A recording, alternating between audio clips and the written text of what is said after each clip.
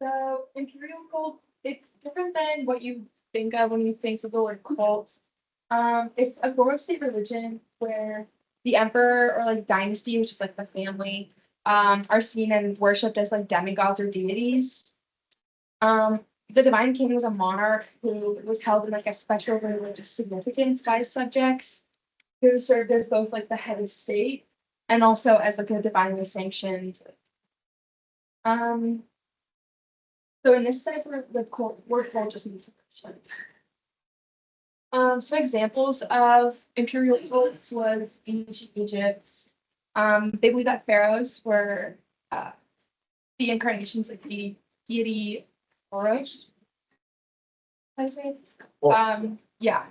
So that meant that every pharaoh was the son of like gods and goddesses.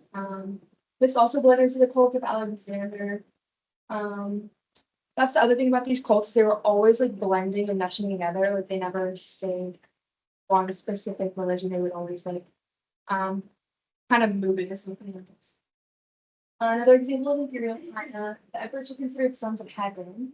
And they believed them to be representatives of heaven on earth. Whatever the emperor or dynasty said was the law of the land. And their commands were considered like sacred words, basically. And then ancient Rome, this is the biggest one, that's the one that I'll be talking about today. It was by far the largest, and they identified emperors and some of their family members as like divinely sanctioned authoritarians. They believe that the heavens gifted them these rulers as gifts and like examples of how to live their lives.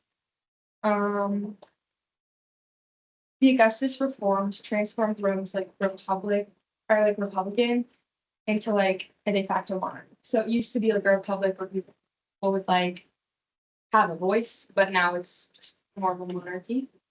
Um, so at the beginning of the of ancient Rome, like imperial cult, it was around the 4th century BC, during the Hellenistic period, when people started like worshiping Alexander the Great, and he started receiving like veneration as this superhuman being. Some examples of like why they are considered a cult is the state-centered rituals. So there was like prayer to these monarchs, like festivals, offerings such as food and wine.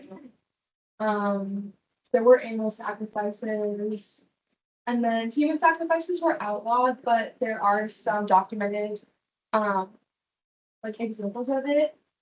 But it was mainly like it wasn't specific to like children or women or like men. It was more just like the outcasts in the town or in the society. So like slaves, cripples, and criminals.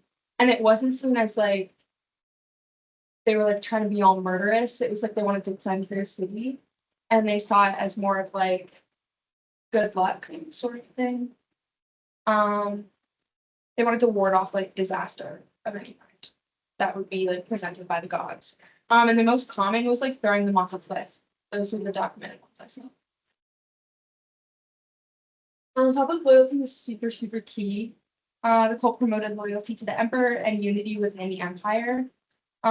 Worshipping the emperor helps to like reinforce his authority and legitimacy, which kind of like made the cycle continue. Um, this happened especially in provinces where there was like the loyalty to Rome needed to be solidified because there was a lot of like different religions going on. Um, yeah, it was mainly just people's civic duty to participate. Citizens were expected to participate, and a refusal to do so was looked down upon and even seen as like you'd be like punished, ostracized, stuff like that. Which is also very similar to like other cults. Oh yeah, so it's because the leaders were ever changing, it was never like a specific charismatic leader like in other cults. It was always just like ever growing and ever changing. Um, and in different provinces, they all had their own like religion before this. So they would sort of like adopt these traditions and like blend them with their own religions that were already there.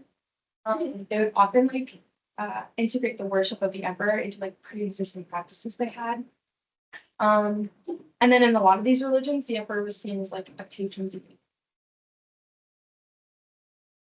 So my personal analysis is they were cults just because like they have a lot of the check marks, like the charismatic leader, the rituals. You give what you had to them, like there's no real basis for it. It was just like mob mentality, like we're all gonna worship this one person. So yeah. And you got financial exploitation, you have everything there. Yeah. So it was in Rome, they did sacrifice a few places, for the most part, they, Yeah, I didn't look at the other like imperial cults. They could have happened in Egypt and China, but I just mainly looked at Egypt. statues everywhere. Yeah. Is there any- Statue, temples, stuff like that. Could this happen today? Probably. I mean, I don't know, probably. Yeah, totalitarian dictators, authoritarians are the same thing. They call it the cult of personality. All right, good job. I'm glad I think the Roman one is so fascinating. I like the state-sponsored cults. Really cool. All right, good job. Just give me a second. My feet have sunk. Them shrunk about 6 inches.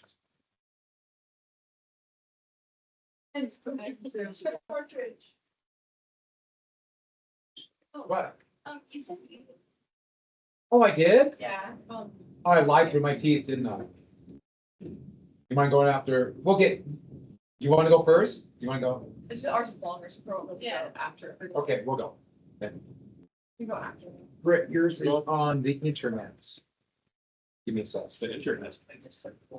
I had to load yours on the.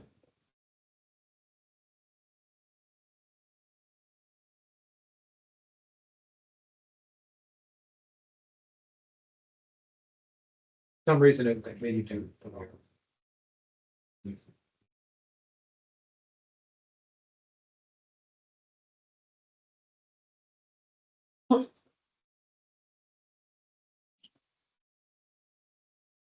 Not liking yours.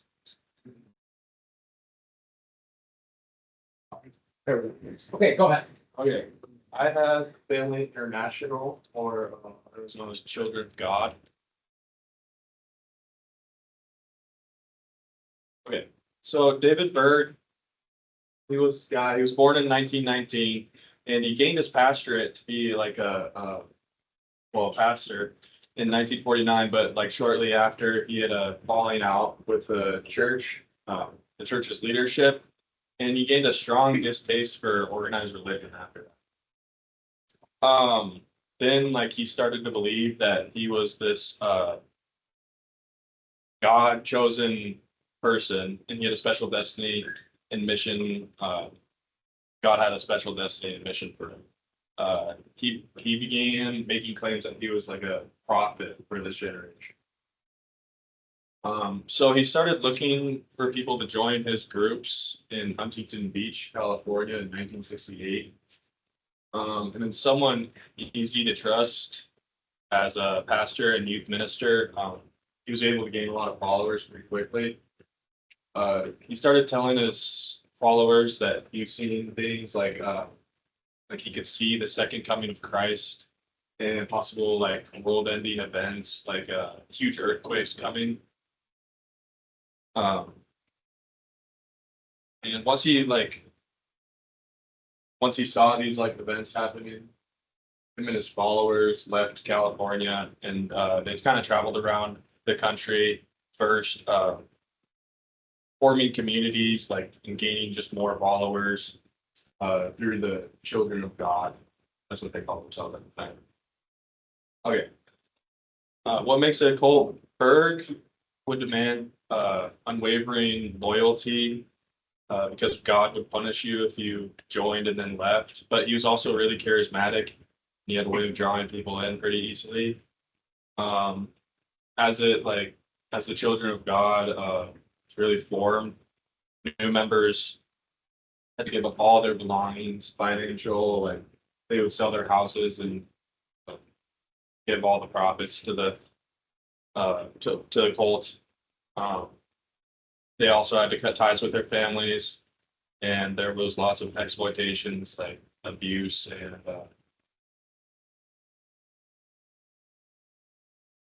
so base practices, flirty fishing. Flirty fishing was where when Berg in the late 1970s, he would start telling his female followers to go out into public, into like bars and other social areas and try to seduce men and and convince them to join the cult. And that actually that gave him a lot of members.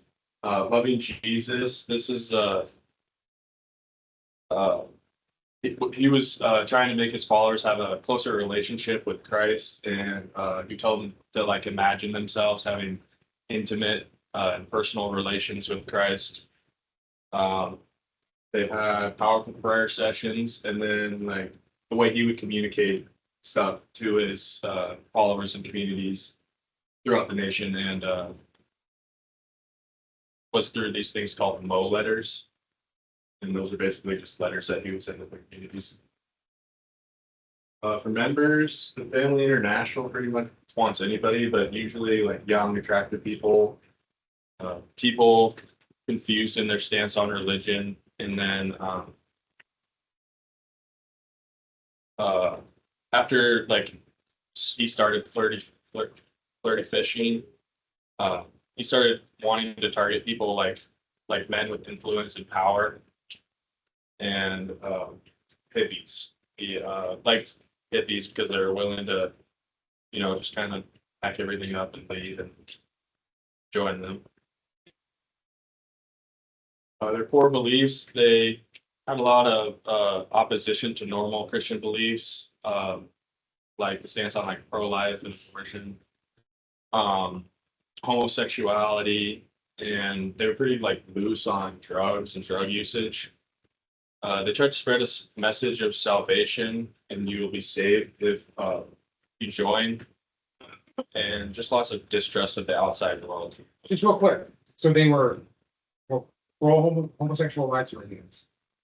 They were like just the mainstream Christian belief on homosexuality, that it's like a sin and everything. They didn't care about homosexuality or any type of sexuality. Okay, and they were more pro abortion rights.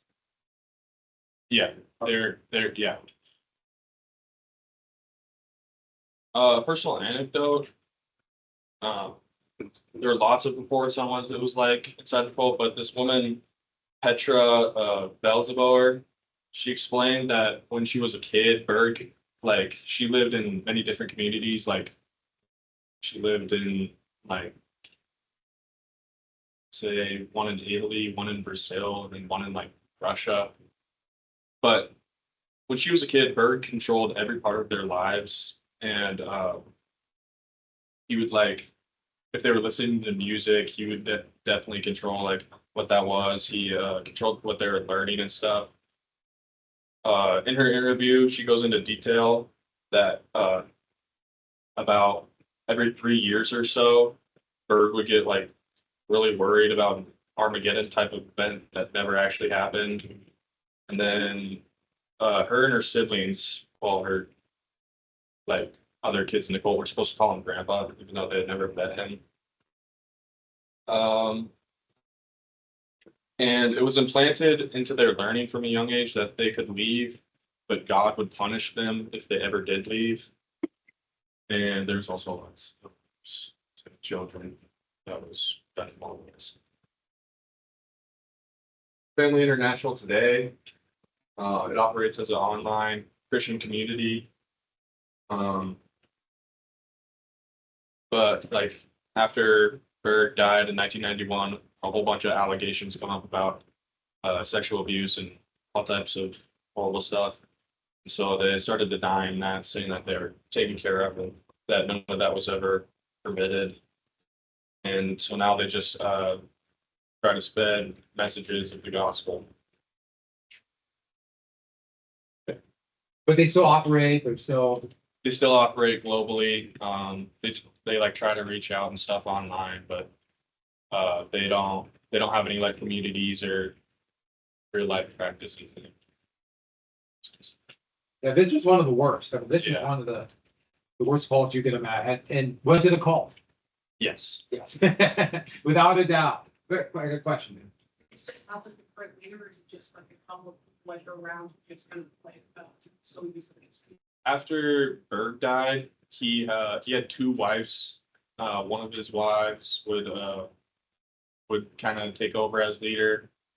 But into the 2000s, it just kind of like it all dispersed, and they would just be an online group. Steve, I'll tell you my story. Until Brett. All right, good job. And this is one of the Family International is going to become infamous. That's we're children of God. So on that note, we need to get to Montana, don't you think? Who wants to go to Montana? You don't want to go to Montana? Oh.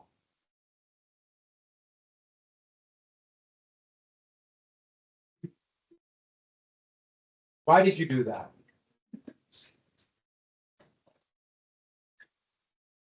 All right, here we go. Ha. So we did 20% in China. And with the mouse? Maybe over there, is it? Okay, so it was created in 1958 by Mark Prophet. He had married his wife, Elizabeth Prophet, in 1964. It was originally called the Summit Lighthouse, but once Mark passed away, Elizabeth decided to change it to what it's called now, Church Universal and Triumphant. It combined a bunch of elements like Christianity, Buddhism, Hinduism, and Theosophy.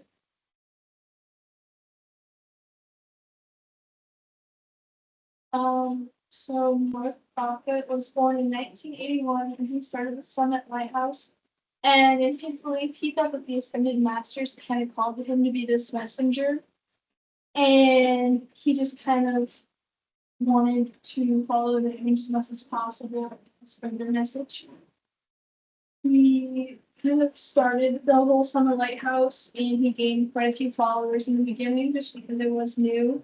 And he married Elizabeth C. Prophet in 1961.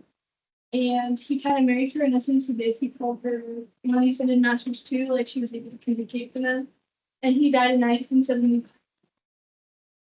So the Ascended Masters, These, where you get them? so we'll get to it. Okay. But, also the church changed its names, the same year that he died. So Elizabeth Prophet was born 1939. She was the second leader, and as said earlier, she took over after Mark passed away from heart attack, and she died in 2009. So their shift to Montana is that they moved there in 1981 from California, and there was 12,000 acres in Montana along with additional properties that they used. The reasons why they chose Montana was due to the rural setting and agricultural potential, as well as the environment for reform. They believe that Montana's visual rural beauty would help people and their minds escape from the dark enemies and dark energies that they have. They emphasize Montana's setting and the greater sense of autonomy and social isolation it offered. It also offered protection from economical collapse, and it also helped with civil division, and it was a good place to hide from war and that too.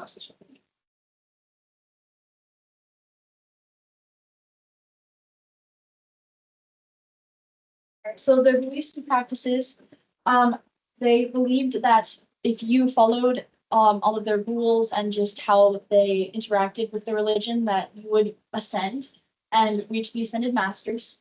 You had an innate spark that would help you to ascend.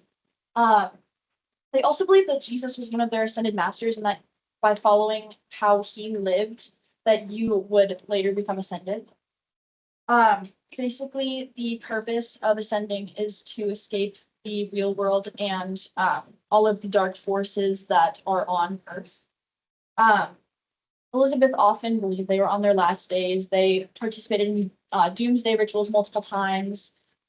Although people started to believe it less or so as it kept continuing. And there were multiple things like AIDS and homosexuality and a lot of left-wing politics that she believed were demonic and were part of the darkness from the real world.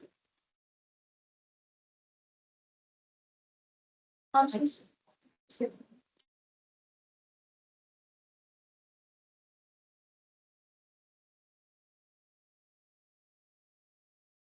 So the moral ethics and social views is that an expected member is to take an active stance on things such as family union and condemnation of abortion. They're generally viewed as left wing. They have left wing politics from anti American beliefs and moral failure. That's just kind of what they're associated with. They're opposed to socialism as it was a conspiracy. American flags and U.S. constitutions are spread out throughout the inside of their bunkers.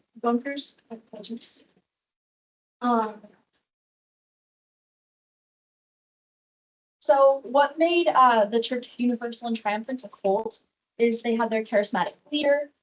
They pledged to give up everything they had to the cult. They would constantly go into the bunkers for the apocalypse that they believed were going to happen. They would practice their beliefs very often. They did church more than just Sundays. They'd go, I believe, Monday, Wednesday, Friday, and then Sunday as well.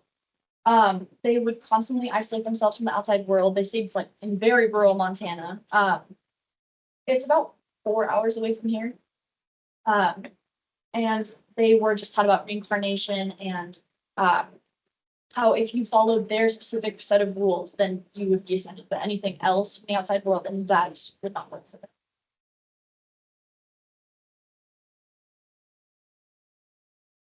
Some of the rituals we had was secreting, and that was to invoke the spiritual power in oneself. They used a lot of meditation. For that, they visualized a violet flame like it's radiant negativity. They also was called upon like I don't know, it's just like self. I don't know. The violet symbolizes the purification process and the picture right there is for a visit to Patrick and Ireland. And she would just kind of take trips sometimes. So I just kind of like everybody that was doing something. So the ideal cult members that they were looking for were people who were easily manipulated. They didn't trust in the government. They were looking for change, and they did not like how the government was in the past. They were subconscious and they didn't really know what to do. So younger folks, mostly out of college, and just people that they knew would follow their rules. Some of the techniques that they used to acquire new powers was the fact that Elizabeth Prophet was so like she would genuinely reach these people's hearts, and it was kind of scary. They just had a strong connection to these Zen masters because they would include them on the rituals, and it felt like they were very close to kind of like what they believed. They also assisted individuals in their spiritual path a lot, and had a reader and a form for it. They also had these pearls of wisdom, which was they would hold regular conferences. They could worship across the country, and they just wanted to widen their audience. They had personal connection. They had close relationships and full support of each other. It was very close knit, like a beehive. It was just kind of based on personal growth. They did yoga, meditation, and they were very personally independent as well. Like they would be able to just kind of find time to be alone with that. And with the help of each other, they would help them get along with their differences. Wait, so before you go, you know what that is? That's like one of their bunkers. Yeah. You one of the families was showing see how many kids they had. The family bomb shelter. They decorated it. It's pretty cute. Love the sandbag. Personalized. So, okay, so the final outcome, she died in 2009. And After that, they started to lose members because after losing your main ascended master, they didn't really know where to go from there. She had Alzheimer's late in life, so she was already kind of mentally deteriorating, and people would leave based on that. And so they haven't broken up yet, and they've still got Or smaller, like groups, but they've also kind of changed what they stand for and stuff. Yeah. And also about the death of her is that they didn't choose any other ascended masters. It was just her and Mark, just the two that got married.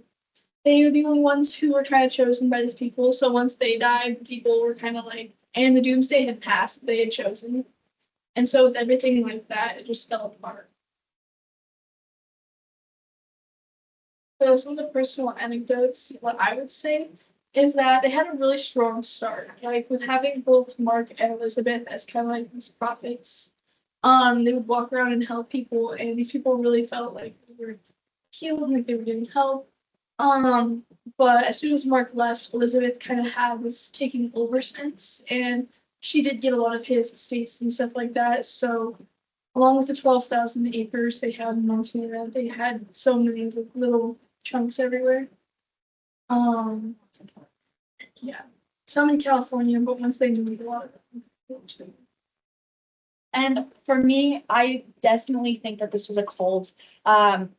There were way too many aspects of the charismatic leader, how they would follow everything. And I'm kind of surprised that it's still going to this day, even though they kind of changed everything up to distance themselves from just the past and Elizabeth Prophet. But And at one point they had like 50,000 people going at once to some of these tournaments.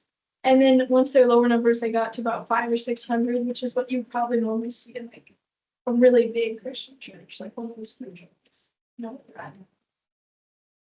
I don't know. It just said there's really small ones that still persisted in Billings, and they have a much smaller.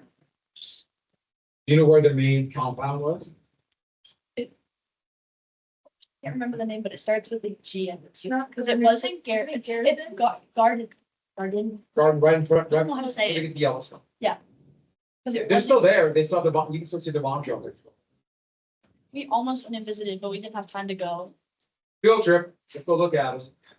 Now, I know they sold a bunch of their survivalist gear on eBay a while ago. They had it all on eBay, which I kind of now regret. I kind of thought something would just be kind of funny to have. I don't know what I would do with it after this. All right, so any other questions? Fear of nuclear war. I mean, it was on Montana news every day. You know, all of a sudden you have this whole thousands of people move in. Right at the base of Yellowstone National Park. Yeah, and people who live in Montana hated them. Like they did not like them at all. They called Yeah. them like they were against the nature. They were against all the economics that were in Montana. They were very unethical. They said they didn't stand what America stood for, and it was just kind of like if you saw those people out in plain day in Walmart, they'd probably be getting like verbally assaulted. Yeah. People in the Paradise Valley. Yeah, I believe it. It was a big deal. Yeah. You see like some of the women to up to Billings, so like the east of the history. So they just honestly one of the main reasons that they chose Montana was because there's really big rural areas. They can just get like big plots of land for private property because there's a lot of that in the state. I just think they chose Billings to get away from the two original areas that they were and kind of head that way. So And also being a bigger populated area. It's the big city. rather than in these. Any other questions? Yeah, they were huge. Violet flame. I remember the picture with violet, the purple stuff all over. All right, good job. And on that note, let's get to a really bunch of great guys. Called the Solar Temple, don't you think? Just a bunch of just happy-go-lucky.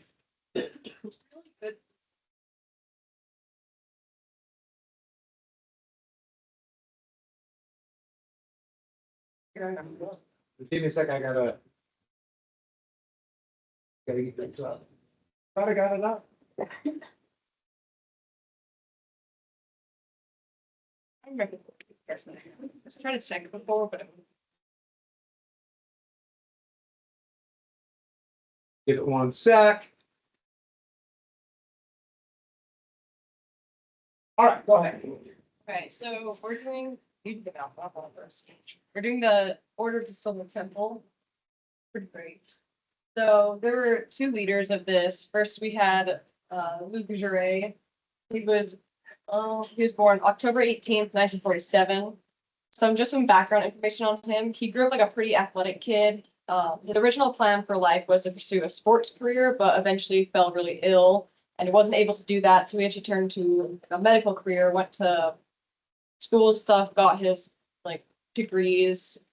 And then after he wasn't able to kind of find a cure for his own illness, he kind of turned to a homeopathy path, which is using like diluted substances to trigger the body's natural healing process and other alternative medicines. And then we also have Joseph de Mombro, and he was born, I had the birthday switched. De Mombro was actually born August 19th, 1924, and he was the eldest of three siblings. And he did not actually grow up very religious or anything, but was reported to be very fond of like Catholic mass and such, and would always try to like sneak into them. After like when he was like 20, he opened a jewelry store where people were noticing he was very obsessed with his like looks and money and stuff. But then after World War II, his business failed and he turned to making his living as a medium and became pretty well known locally for his like mystical abilities. Where were they from again?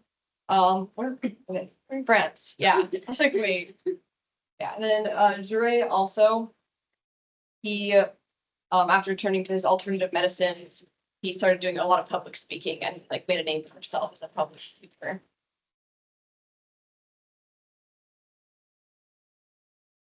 That's sweet. Oh, yeah, it is. Sorry, guys.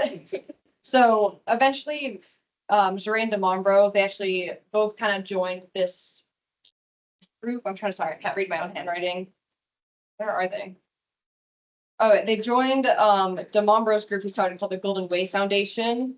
And at this point, de Mombro's about 60, so it's pretty late in his life. And this group was like for like crystal lovers, like conspiracy theorists.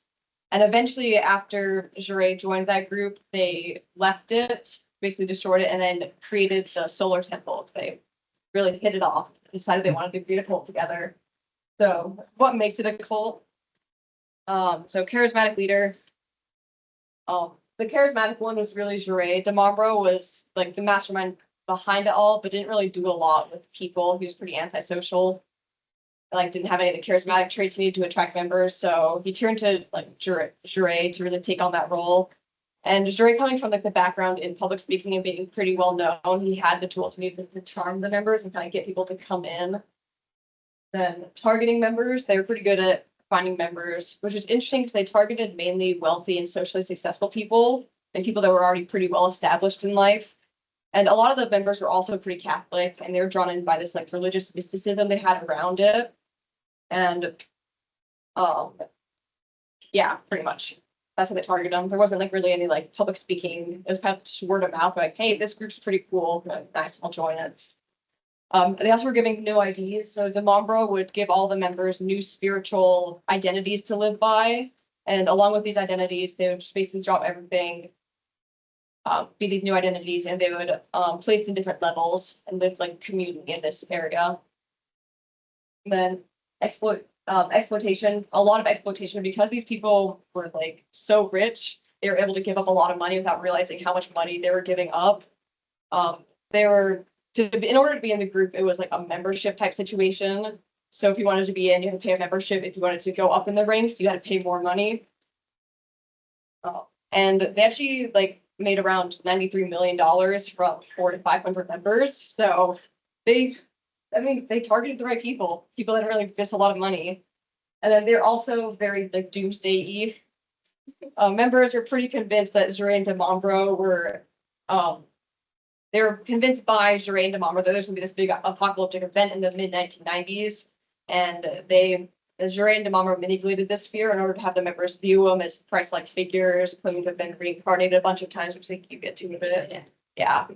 And they were like, if you want to survive this apocalypse, bro, you gotta be with us, otherwise you're doomed, like you're dying. Yeah.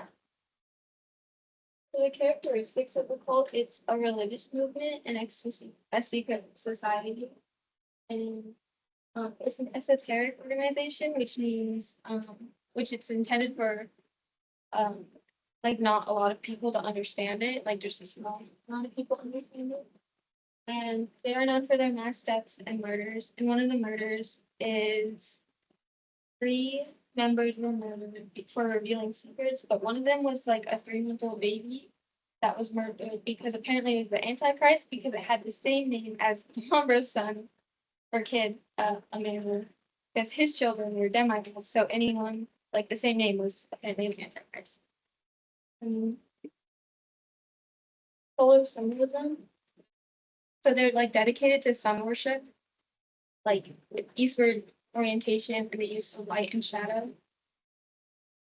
They're also a hierarchy, and they have 3 like levels. And the first level is like initiates, and then awakened souls, and then immortals. And then for each degree, like, the rite of initiation was undergone. And the like precise relation of these hierarchies to the organization is There's a lot of like missing information. Like, yeah, there's a lot that they how they got members. I can flip my page. So the Solar Temple, they really appeal to New Age belief. So it's like a contemporary approach to spirituality that emphasizes on personal growth, interconnectedness, and like holistic wellness. So like not your typical like go to church and that's it. It's like really had to become this like spiritual person. And along with that, they created this like sense of exclusivity around the cult because like all these rich people, the only way they could get them in is they don't have the money they wanted. These people weren't stressed. They were just kind of they had everything. They made it seem like this like super exclusive type club thing that's like you're only cool if you're in this group. And they were able to make this exclusivity by this like multi-tiered structure where like it was like initially you're introduced and then you get like a little bit information. But if you want more like the secretive stuff, you gotta pay more and go up more in order to have like know more secrets, know more about the goal and everything. Then fake visions, this one's a fun one. So DeMombro actually faked visions for the members to convince them of the cause, like convince them that this is real. And a lot of the visions that members could see were actually just basically holograms. Like he used special effects like smoke and reflections and mirrors and stuff to give these people visions to be like you saw a vision, man, it's real. I don't know what else to tell you. And there's actually like a little segue of that. So DeMombro's son, Eli, was actually a skeptic, and he was one of like the biggest skeptics of the group. And he actually exposed a lot, including these fake visions. He's like, hey guys, these visions aren't real. And actually ended up leaving with a few members after convincing them of his suspicions. Though so they're kind of skipping ahead a little bit, like after everything went down with it and a lot of people died, his body was found with a lot of the mass suicides, leaving theories about whether or not he killed himself. But like the main theory and most evidence supports the fact that he was basically kidnapped by his dad and like killed. So that's a little interesting. Is that him? Or is that other people? I think that one's Eli. He had a couple kids. One of those is Eli. It wasn't really specific who is who. One of them should be. it was hard to find any photos at all. The core beliefs, they had 7 principles, and their first principle is reestablishing the correct notions of authority and power in the world, affirming the primacy of the spiritual over the temporal, giving back to man the conscience of his dignity, helping humanity through his transition, participating in the assumption of the earth in its 3 frameworks, body, soul, and spirit, contributing to the union of the churches and working towards the meeting of Christianity and Islam, and preparing for the return of Christ in soul. They had a lot of odd beliefs, like the Brotherhood, and I don't know, they were like hidden behind like their symbolism and allegory, and just theory and methodology of interpretation in an interpretive manner to clarify their own beliefs in the context of existing beliefs.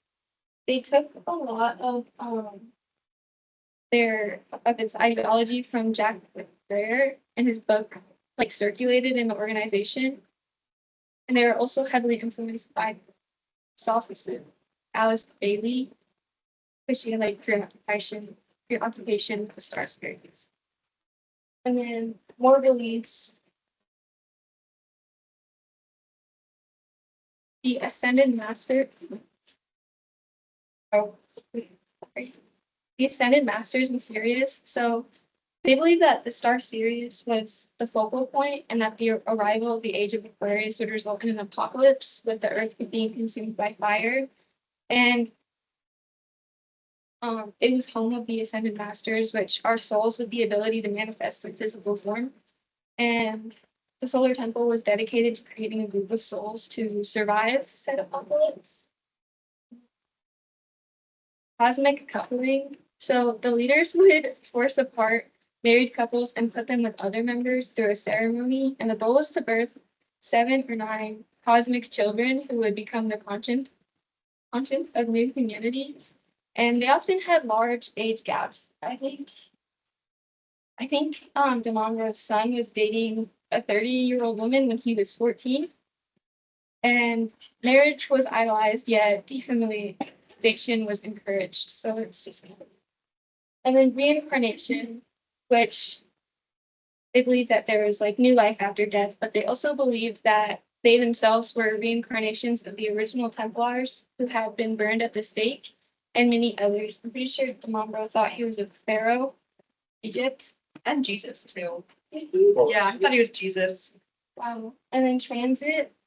So they saw death as a transition where the body and the soul like separate, and how they would transit.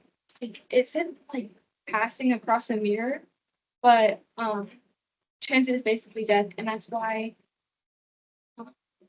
they didn't see the aftermath as like evil because it was like been Through a mirror, is that what you said? yeah, that's That's what like I thought. another dimension. Yeah. And then like base rituals. Like all your slides. Yeah, I do. So they were elaborate affairs, and they were considered to be a core activity, and the Solar Temple offered a mystical mood through ritual and core messages. Oh, through ritual, and the core messages of the group could be available and understood through this mystical mood. And there was a lot of initiation rituals, and they had like aspects of like New Age. Oh, I don't even know. Okay. Rosicrucian and alchemy. Alchemy? Yeah, Yeah, pretty practice. much. And they were given an oath to become familiar with it, and they would use a lot of items during their rituals. And they were supposed to read a Templar, like a Templar religious like saying, and it was included in many of their initiation rituals, and it translates to not for us, Lord, not for us, but to thy give glory. And then they also had mystical and magical rituals, which were like in hidden sanctuaries, and to get in, you had to follow all these like elaborate steps. And they said it was not merely a ritual, but something much more. And they may have involved hallucinogens, and many of their practices are unclear. Basically, send the members on like scavenger hunts in the name of rituals. Yeah, like you had to take like 22 steps. And Yeah. it was really specific. Yeah. So who they want, they like again, like I said, instead of like going for the usual like young, they went for a lot of like older, affluent, and global Catholic people. So they mainly targeted Catholics because a lot of their like rituals and religion-based things were based in Catholicism. I don't know how you say that. Catholicism. Catholicism, thank you. Catholicism. It's like just enough of the Catholic belief to kind of convince them that it was real, but it kind of switched up a little bit the further it went. And then with the money, I mean, just because they had a lot of money to spare, so they wouldn't really be immediately alarmed by the membership-based programs and like them asking for more money. Yeah, pretty much. And they just had a lot of the people from the Catholic Church, they wanted like the more like ritualistic things that were over time lost through Catholicism, and this kind of gave them the opportunity to practice that way if they wanted to. Wouldn't recommend it. Okay, so the final outcome was they decided the group was to transit to Sirius, and so to do that they had to die. And so they, in their view, they said traitors would be murdered, weaker members would be helped in transit, be killed by other members, higher members would commit voluntary suicide, and then it resulted in mass death from a fire. So the fires basically, they would get all these people in this like basically a wooden barn, and these pop up. There's a bunch in France. There's basically all over the world these different giant fire suicides. There's like 30 people packed in a barn, just kind of. And there's like one in France. I think one happened in Ireland. Just kind of started popping up all over. So the authorities were kind of like, that's kind of weird. And they had a final meeting in September of 1994, and before they all died, and then it was renamed. Like their organization was renamed to Alliance Cross, and it's possible that this could have been a new organization, but no one really knows. And the suicides, or like mass deaths, started on the 30th of September in 1994, and really only 1997. There's like all the recorded one, like the big ones went until 1997, but there's been theories of a couple other fire suicides that the like authorities believe are linked to the solar temple up to 10 years later.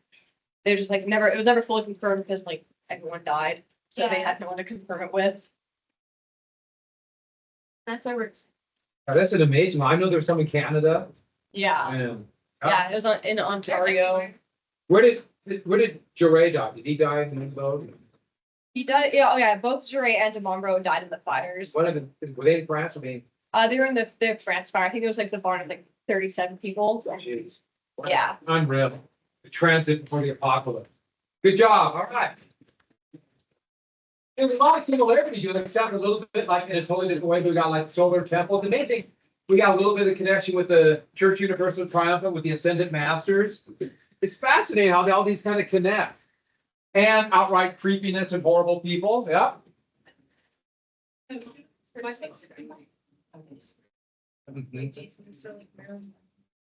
It's, you know, people want to believe, like,